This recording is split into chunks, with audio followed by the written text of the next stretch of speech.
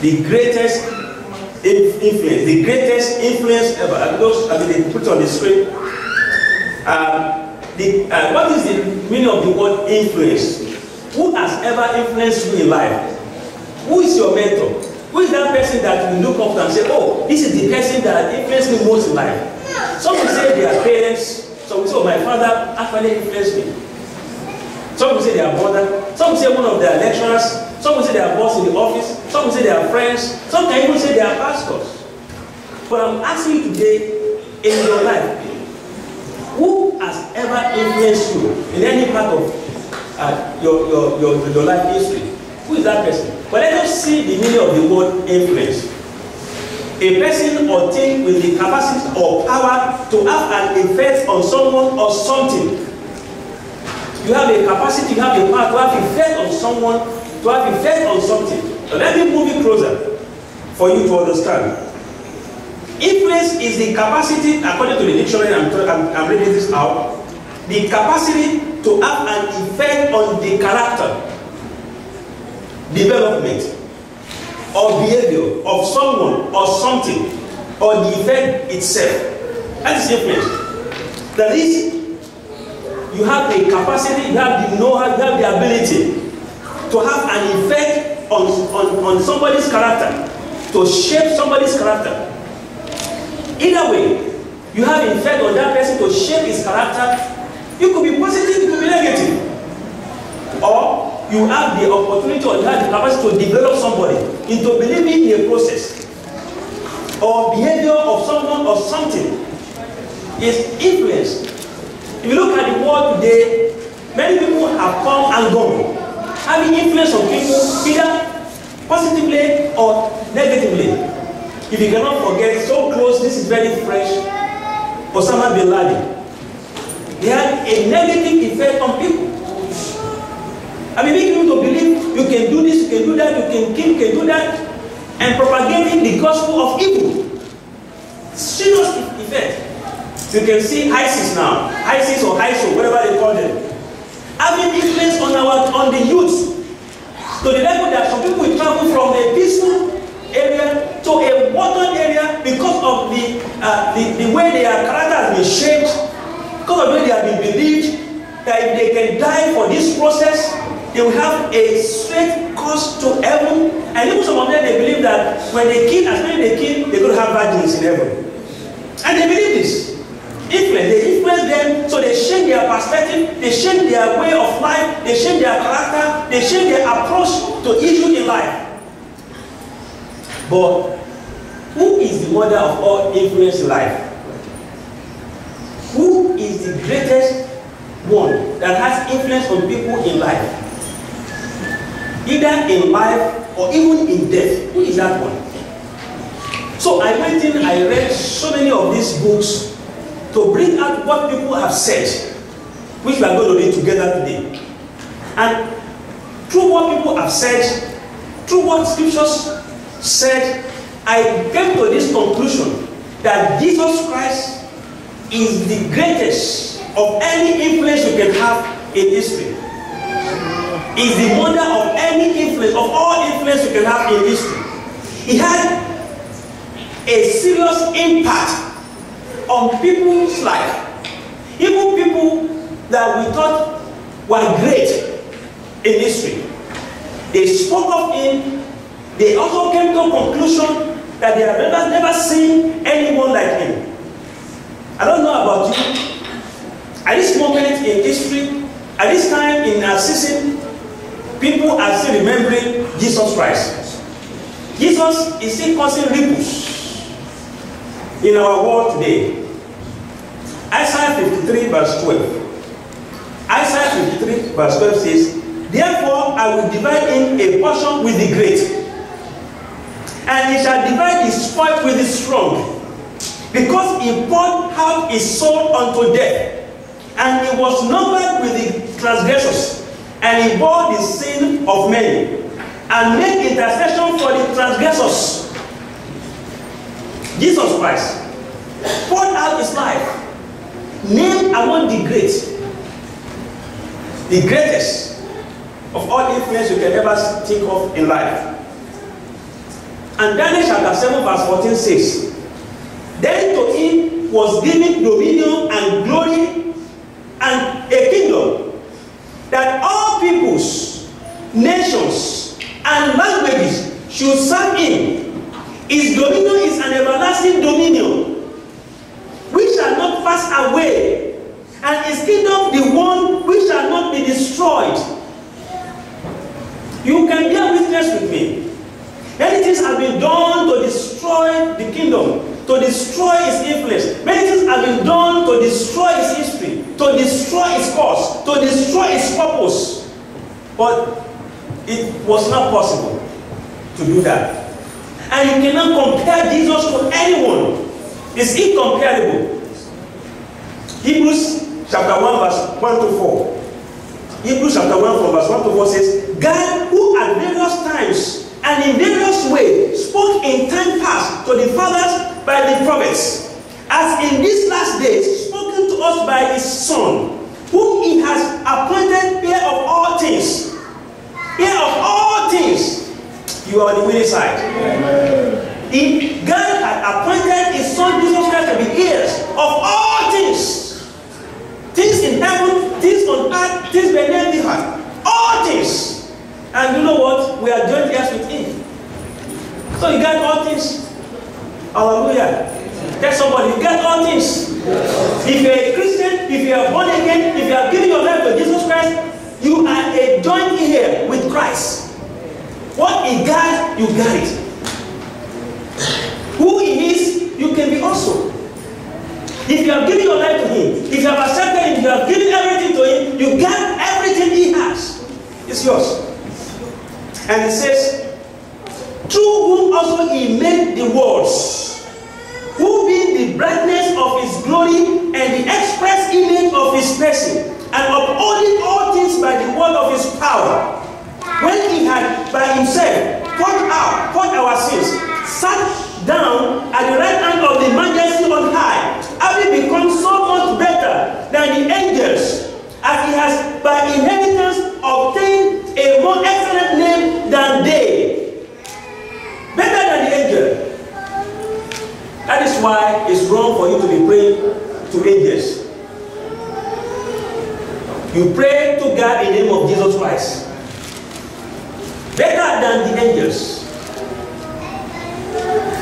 Still with me, Philippians 2:9. Philippians chapter 2 verse 9 to 11 says, therefore God also has highly exalted him, and given him the name which is above every name, that at the name of Jesus every knee should bow, of those in heaven and of those on earth and of those under the earth, and that every tongue should confess that Jesus Christ is Lord, to the glory of God the Father. Name above any other name, the bundle of all influence, the greatest of all influence. Name given to him above any name you can mention, any name you can say in this world today, or even the world to come. Any name.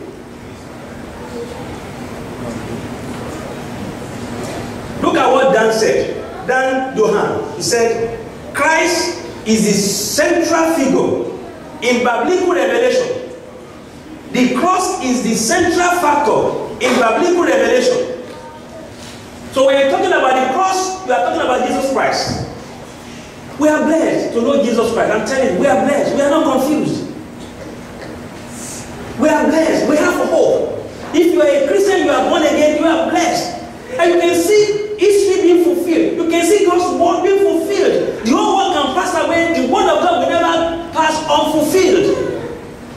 Everything God has said about you, He will bring to pass. Even when you pass through storm in life, the Lord will ever see you through. He's so faithful. When He said it, He will do it. And what He's not going to do, He will not say it. God does not joke. When He says He's going to do something, no one is going to stop Him from doing it. He's a faithful God. Just anchor on Jesus Christ. Trust Him. Put your hope in Him. And you'll never be put to shame.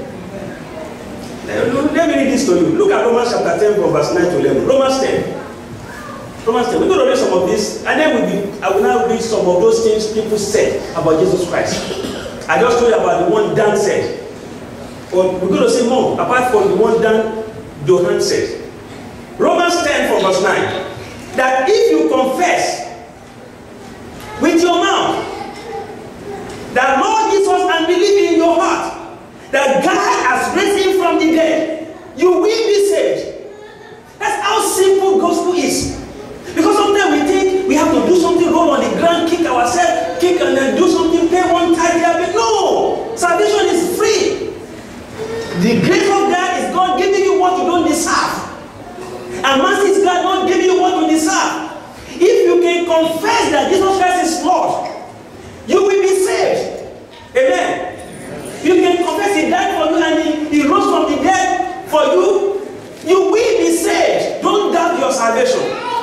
Because sometimes we look and say, this is too simple. It's not, you are saved. If you can only confess that Jesus Christ is Lord. Look at what He said. That if you confess with your mouth that Lord Jesus and believe in your heart that God has raised him from the dead, you will be saved. So don't doubt your salvation. Because sometimes it looks so simple. People sit down and think, is it true? It's true. Verse 10. For with the heart one believes unto righteousness, and with the mouth confession is made unto salvation. For the scripture says, now listen to what the Bible says. Whoever believes on him will not be put to shame. Shame is not your portion in the mighty name of Jesus. Amen. Shame is not your portion today. Shame is not your portion tomorrow. Shame is not your portion forever in the mighty name of Jesus. Amen. May pass through fire. The fire cannot beat you or cannot consume you because you have the Lord. Even when you are passing through water, the water will not overflow you. Amen. You will not be put to shame because you are serving a living God. Now look at what A.T. Pierson said. He stands absolutely alone in history. Jesus stands alone in history.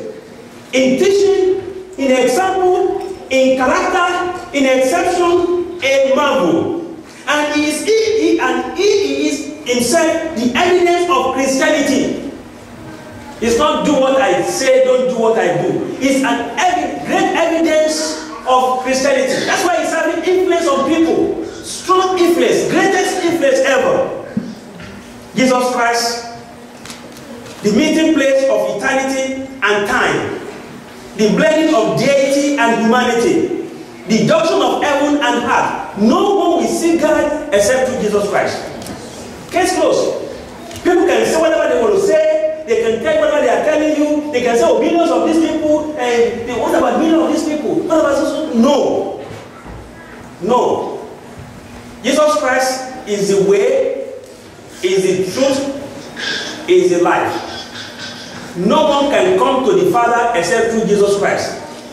John chapter 14 verse 6. You cannot miss this.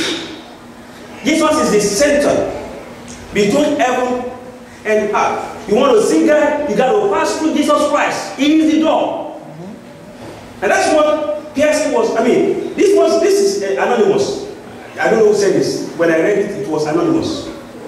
But look at what Napoleon said. Napoleon was great. But look at what he said. You speak of Caesar. You speak of Alexander, of their conquest, of the enthusiasm they enkindled in the hearts of their soldiers. I think it was right to say Alexander here. But can you conceive of a dead man making conquest of a dead man? With an army faithful and entirely devoted to his memory? My army has forgotten me while living. Napoleon saying this. Napoleon saying this. Alexander, Caesar, Charlemagne, and myself have founded empires, but on what did we rest the creations of our genius? Upon force. They have to force people. Most power in this world, they will force people, they will have them by force, take the arm and kill by force. Jesus Christ alone founded his empire upon love.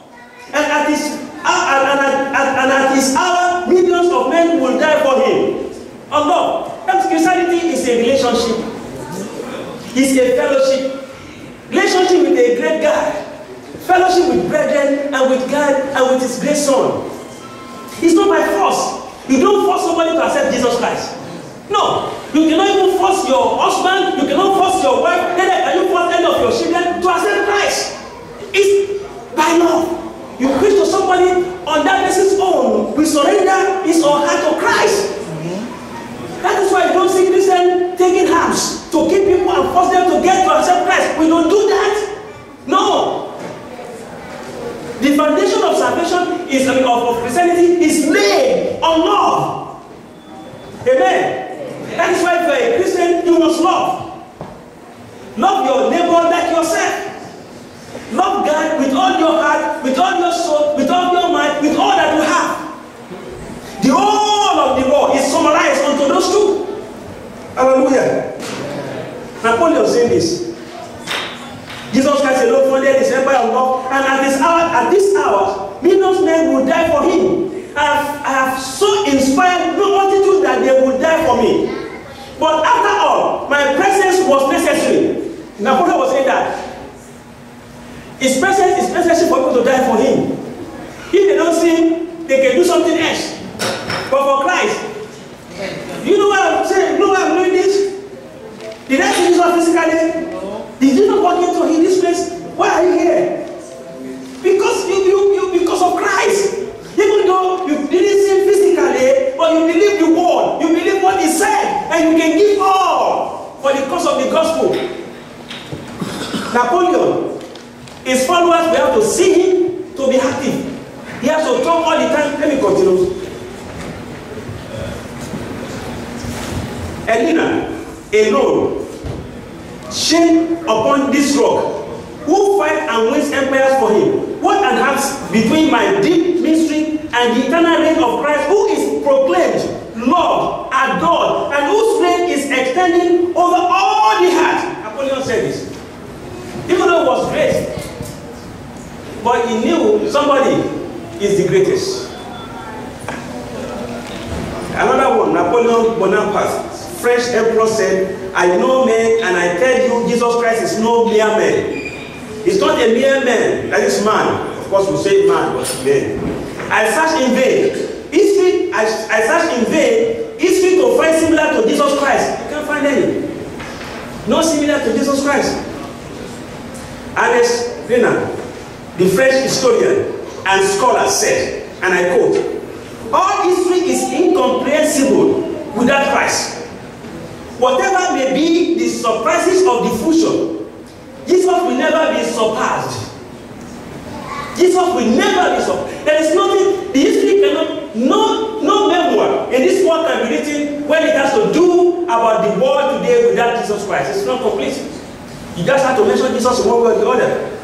A.G. Wells, when asked which person left the most permanent impression on history, he replied, A.G. Wells said, I am a historian. I am not a believer, but I must confess as an historian that this penniless preacher from Nazareth is irrevocably the very center of history.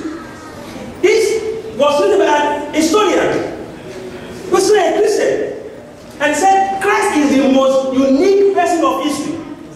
No man can write a history of the human race without giving first and foremost place to the penniless teacher of Nazareth, who was born in a manger.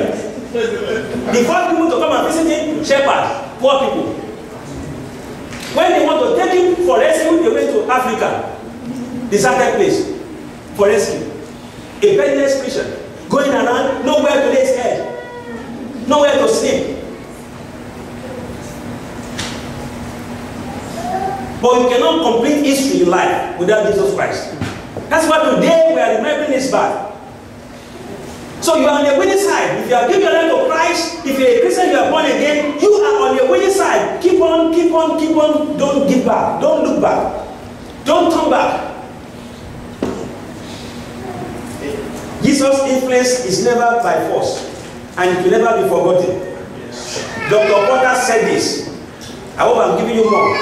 I'm going to give you maybe 2 more, and then we're going to pray. Yes, I have 2 more, and we're going to pray. Jesus' influence is never by force. He is the greatest of all influence, and it's never by force. Either people like it or not, they must be reckoned with Jesus Christ. Either you want it, either you don't want it, one way or the other, you have to mention Jesus Christ. Even the atheists. You know what is going on right now in America? Everywhere you see maybe Jesus or whatever, they put the statue of this Christmas something, the atheists, they will go and praise their own. Go to downtown Chicago, go to Daily Center, where they have this Christmas something, the atheists, they put their own there. The atheists. Can you find God and win? I used to tell people, don't just pray for these people. They are fighting a battle they have already lost. You compete with God, you are gone. You cannot win. His influence is not by force. Dr. Potter said in his book, Many Infallible Proofs, Volume 2, 18 Pearson, having alluded to the raw, brutal nature of the Roman Empire, quotes this paragraph from a Dr. Potter book. How then can it be explained that forth from that generation came the loftiest and loveliest and simplest, yet the most complete ideal of a master, friend, example, savior of humankind that the world has never conceived?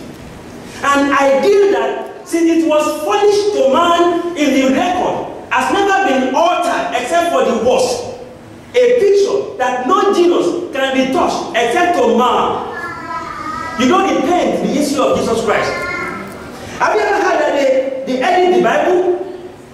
Have you ever heard that somebody came and began to edit the Bible? Oh, there are errors here. Let us edit it. Let us put it this way. No! It's the word of God that is standing forever. And that word cannot be broken. It's written by the inspiration of God. And it's acceptable, it's applicable to so many, to all the areas of human life. You cannot alter it. You cannot reshape it.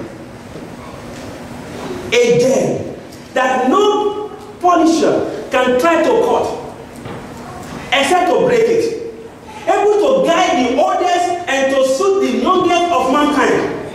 To add luster to our brightest joys. And to dispel our darkest fears. Whether realized in fact or regarded only as an ideal, the conception of Jesus Christ is the greatest miracle of the ages. The birth and the resurrection of Jesus Christ, his birth and his death and resurrection, the greatest miracles of ages. And an unknown author wrote this. And after I will read this, I will read maybe Philippians and then conclude on the Bible reading of today, and we're going to pray. But I want to say again and again, bear witness with me. Check history. I'm excited. You know, I love to tell you this. Your future is bright. As long as you're on the Lord's side, victory is sure. Whatever you are facing this year, it will help you to overcome. The next year, you will enter the next year with greater hope. Because greater is he that is in you than he that is in the world. He will supply everything you need to make your life bright. The Lord will do what? He will supply. The Lord will supply. He will see you through.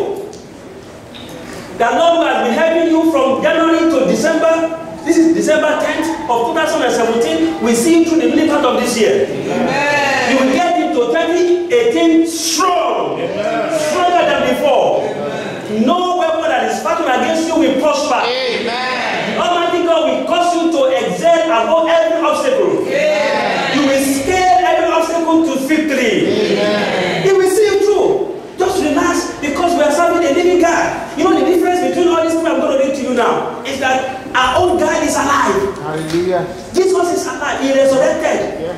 History confirming that Jesus Christ resurrected. So the God we are serving is not a dead God. We are not serving a dead God. We are serving a living God. He's alive and he's alive forever. His kingdom will know no end. Anonymous. An unknown author. Buddha never claimed to be God.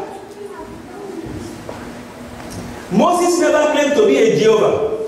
Did he claim to be a Jehovah? No. Muhammad never claimed to be Allah. He never. Yet, Jesus Christ claimed to be the true and living God. Buddha simply said, from this thing I read in the book, Buddha simply said, I am a teacher in search of the truth. Is he searching for truth? But Jesus is the way, Jesus is the truth, Jesus is the life. Buddha is searching for truth. Let him keep searching wherever he may be right now. Confucius said, I never claim to be holy. Jesus said, who convinced me of sin? No sin was found in Jesus Christ. If any sin would have been found in him, he would not be qualified to die on the cross for us. Because the Lamb must be without any blemish. No sin was found in Jesus Christ. Muhammad said, don't crucify me for this. This is what he said. Unless God throws his cloak of mercy over me, I have no hope. He's looking for a cloak of mercy. A cloak of mercy. He said, without this, I have no hope. Which means he doesn't know where he's going. But if you're a Christian, you know where you are going. Because where he is, there will be what? Also. Absent in this body is to be make you to be present with the Lord. Jesus said, unless you believe in me, you will die in your sins. Now I want to read Romans chapter 10, verse 9 again. That if you confess with your mouth that Lord Jesus and believe in your heart that God has raised him from the dead, you will be saved. So you are serving a true God, you are serving a God with assurance of eternity. Do you understand me now? Do you know a terrible thing to follow somebody who is not even sure of his own eternity? It's terrible. And people are doing that today. They follow a leader who is searching for truth. They follow a leader who is a sinner like you. They follow a leader who doesn't know A from B, who doesn't know what's going to be the end after departing this body. Does that make sense? Jesus Christ is the way, is the truth, is the life. He told his disciples, don't let your heart be troubled at all. I am going to somewhere, that place to prepare a place for you.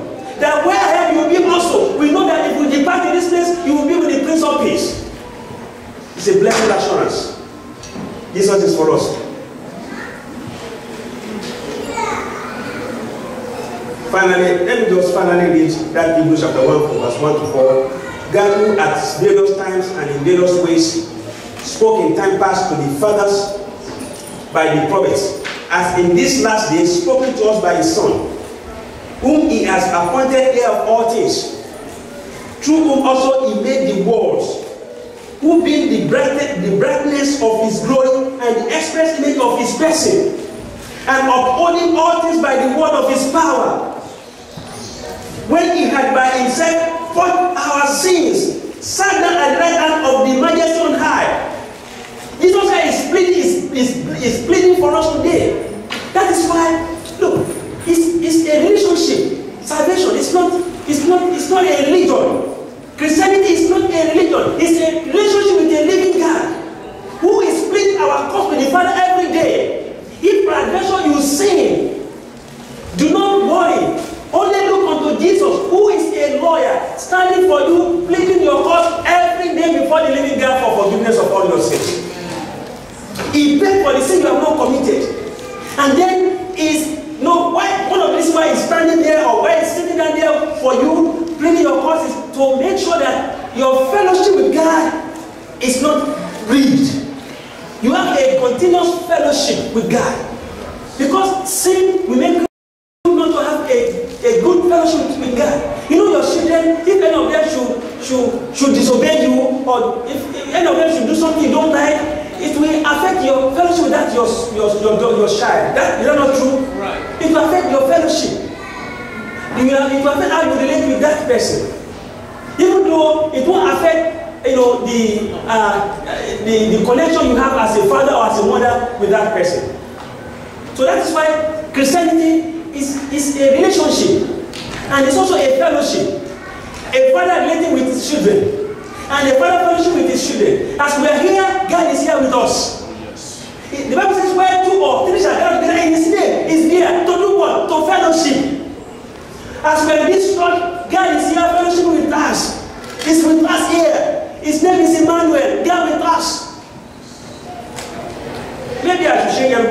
anybody's name to Emmanuel. Yeah, women will go by Emmanuel.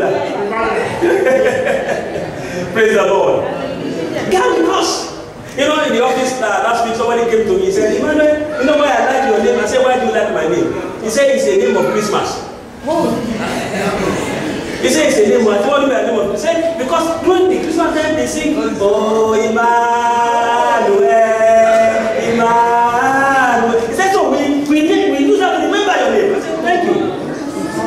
His name is Emmanuel. That's just a name I gave to myself, but his name is Emmanuel, God with us. He's always with you to see you through your journey in this life. Can you imagine God is not with us in this world?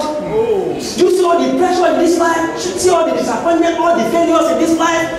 See all the frustration in this world? See all the rat race in this world? Can you imagine if God is not with us? Can you imagine if God is not with us, we are sleeping?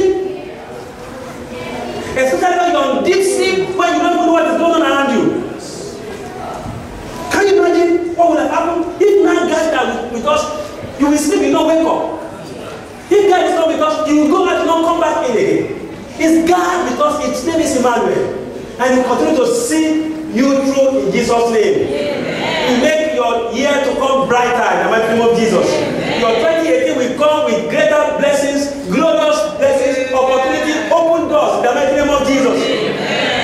Finally, verse 4 says, having become so much better than the angels, as he has by inheritance obtained a more excellent name than they. And that's why that name Jesus, at the mention of his name, every knee must bow. And every tongue must confess that Jesus is Lord. Either you like it or not, he's Lord. You do not have power to decide that. God decided it's Lord. Lord of all situations. And shall continuously be Lord over your situation in Jesus' name. Father, we thank you wonderfully, Lord, because you are so good. Thank you for this great day. Thank you for today, the 10th day of this month of December. We appreciate you for all that you have done and what you are going to do. Thank you, precious Father, because Jesus Christ is the greatest influence we can ever see in life. He got influence over all our situations, influence over our character. He shaped all that has to do with us. We want to thank you, oh God, because you made him to die for us on the cross.